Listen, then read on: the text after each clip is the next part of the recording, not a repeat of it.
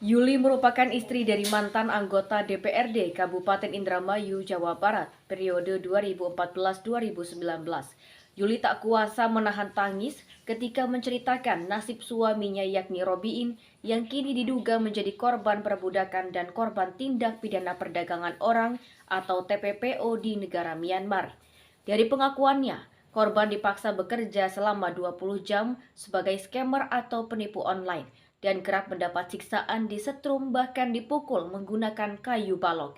Keluarga korban berharap Presiden Jokowi dan Presiden terpilih Prabowo segera turun tangan mengevakuasi korban beserta 37 WNI lainnya untuk dipulangkan ke Indonesia.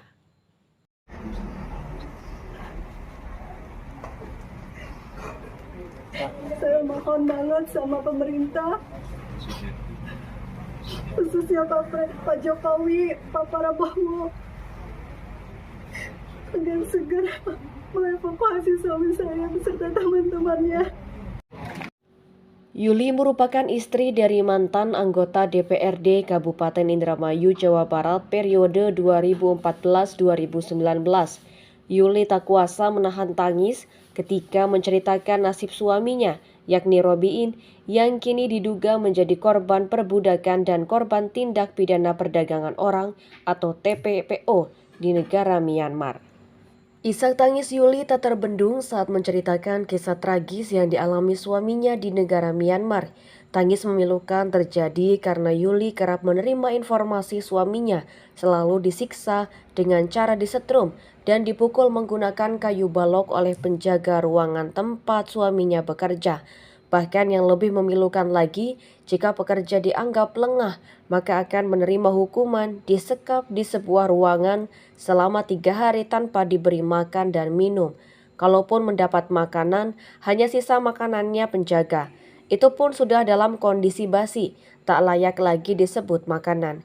Yuli menceritakan kisah pilu yang dialami suaminya saat ditemui di kediamannya di Desa Arjasari, Kecamatan Patrol, Kabupaten Indramayu, Kamis 10 Oktober 2024.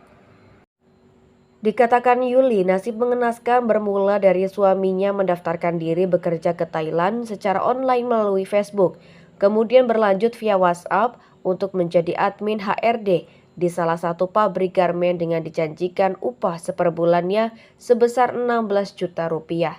Suaminya pun berangkat pada 4 September 2023 ke Thailand.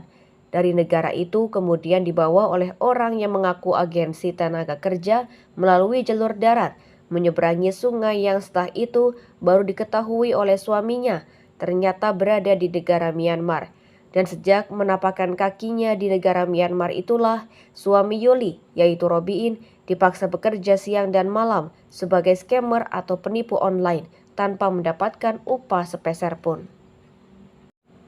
Robiin juga sempat beberapa kali menghubungi Yuli lewat telepon namun sangat terbatas. Diceritakannya Robiin bekerja selama 18 hingga 20 jam dan kerap mendapatkan siksaan jika dianggap melakukan kesalahan dan tidak mencapai target dengan cara disetrum, bahkan pernah dipukul menggunakan balok kayu. Suami saya saat ini diselundupkan di Myanmar, disuruh kerja paksa, menjadi scammer, penipuan online gitu Pak. Tahun berapa? Berangkat berapa? Berangkat tahun 2023 bulan September, sudah 1 tahun Pak. Dan bahkan temannya di sana ada yang 2 tahun, sampai sekarang belum juga dievakuasi Pak. Dengan ada penyiksaan? Ya, kondisi kerja di sana kalau memang tidak mencapai target itu dia akan dihukum Pak. Dia mudah banget disetrum gitu sampai pada saat mengantuk karena kerjanya kan 18 jam sehari sampai 20 jam gitu. Pada saat ngantuk itu aja langsung random dipukul di bagian apa aja.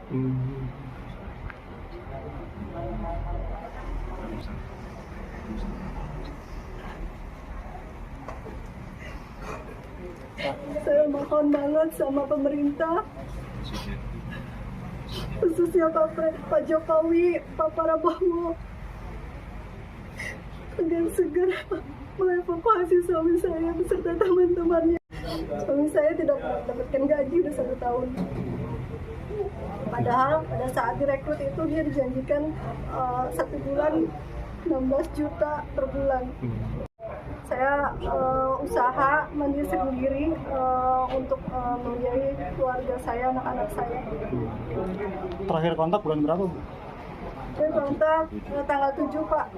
Bulan Hari Senin kemarin. pas hari jadi. Itu sudah sebulan dia tidak berkontak. Oke. Sementara itu, Asep Kurniawan, Kabid Penetapan Tenaga Kerja Dinas Ketenagakerjaan atau Disnaker Kabupaten Indramayu yang datang ke kediaman Robiin didampingi Camat Patrol, Sekmat Patrol serta Ku Arjasari Jamaluddin menyampaikan pada intinya Pemda Indramayu akan terus fokus berupaya membantu agar suami Yuli yaitu Robiin beserta 37 WNI lainnya bisa dipulangkan ke Indonesia. Di antaranya dengan cara terus berkoordinasi terhadap semua pihak secara resmi meskipun sebelumnya sudah dilakukan komunikasi melalui telepon. Asep berpesan kepada masyarakat Indramayu yang akan bekerja ke luar negeri agar berhati-hati terhadap segala informasi penerimaan tenaga kerja di luar negeri apalagi lewat medsos. Lebih baik melalui jalur yang resmi melalui Dinas Ketenagakerjaan. Asep Kurniawan juga berharap semoga kasus ini cepat selesai dan Robiin yang menjadi korban perbudakan manusia secepatnya dipulangkan ke negara Indonesia dalam kondisi selamat. Kami sudah bisa bertemu ya dengan Ibu Yuli ya. Ibu Yuli ini selaku istri dari saudara Robiin yang kebetulan sekarang lagi ada di posisi Myanmar. Terus terang selaku pemerintah Kabupaten Indramayu, kami selaku Dinas Tenaga Kerja dan di samping saya ada Pak Camat, juga ada Pak Kuku, siap membantu dengan segala upaya sedikit banyaknya.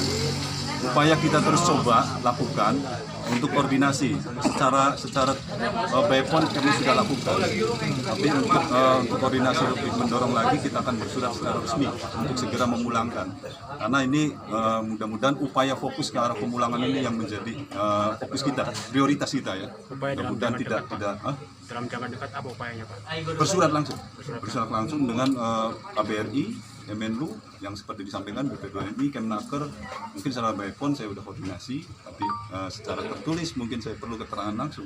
Dan alhamdulillah sudah ketemu di sini. Kalau bisa kami diberikan info, kalau ada data bisa mohon disampaikan ke kami, ya, biar menjadi laporan resmi kami. Dinas Tenaga Kerja, jadi hati-hati, waspada, apalagi informasi medsos tidak bisa mudah dipertanggungjawabkan masyarakat. Minimal mungkin di pemerintahan terdekat atau dari masyarakat itu di desa bertanya. Insya Allah dari desa kadang bisa mengantar ke kami, ke Disnaker untuk lebih menjelaskan informasi yang lebih betul ya, bagaimana cara berangkat yang baik. Nah, ini pesan ke masyarakat Indramayu khususnya ya para marganya yang memang notabene berkeinginan sekali kerja ke luar negeri, kita nggak larang, kan bagus. Tapi minimal 5S tadi itu yang harus betul-betul teman-teman pahami. Itu saja ya, mudah-mudahan ini kasus bisa cepat selesai. Dengan kejadian ini. Ya. Demikian Gunawan mewartakan.